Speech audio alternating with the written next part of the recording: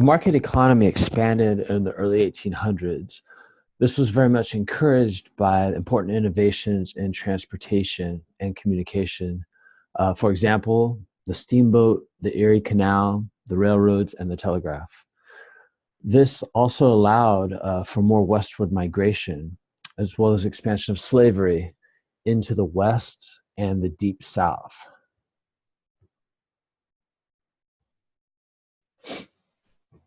So transportation and communication was key to this expansion west and to the new market economy.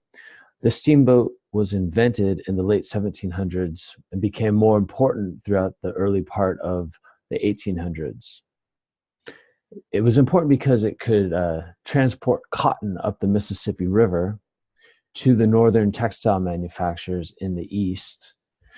And that was very fundamental to this market economy in the early part of the 1800s that was expanding. The Erie Canal was completed in 1825 and connected the Great Lakes region to the Hudson River, to New York, and to the Atlantic Ocean.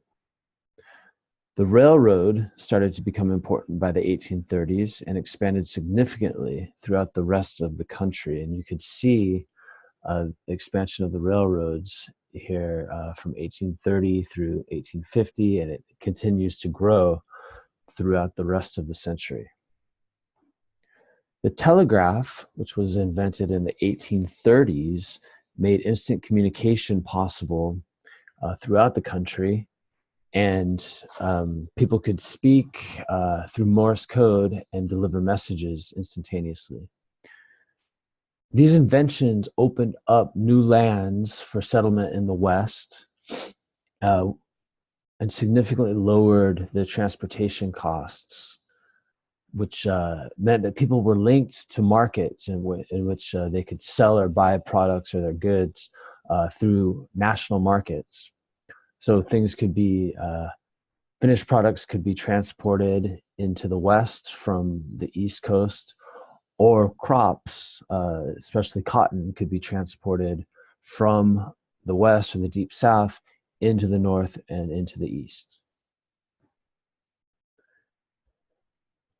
Another major factor was this Western migration during the market economy, in which 4.5 million people moved to the West between 1790 and 1840.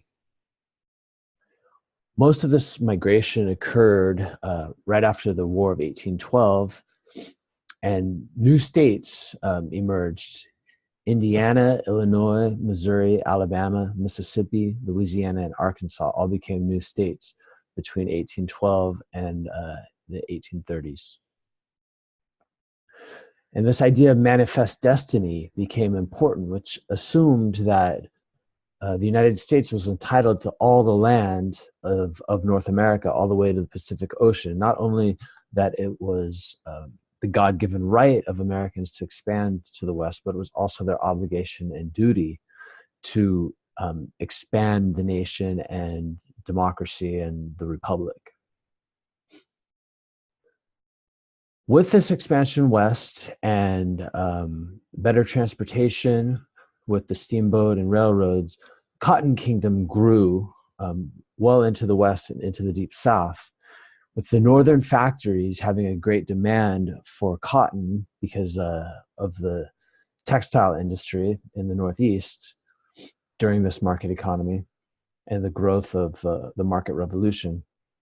The cotton grew really well in the Deep South and very much depended on slave labor. So with the steamboat and the railroads, it was much easier to get the cotton from the South into the North, and that really helped the economy grow.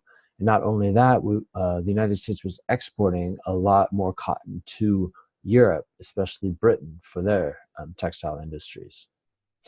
In 1793, the cotton gin had been invented, and this allowed cotton to be processed much more efficiently and cheaply, which meant the demand for cotton increased and the productivity increased. I'm sorry, I should say the supply increased and the productivity and the price went down.